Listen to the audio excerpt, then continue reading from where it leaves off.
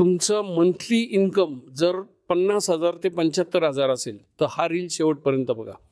भारतामध्ये 1% लोक देखील नाही आहेत ज्यांच्या रिटायरमेंटला त्यांच्या खिशात 1 कोटी रुपये असतात.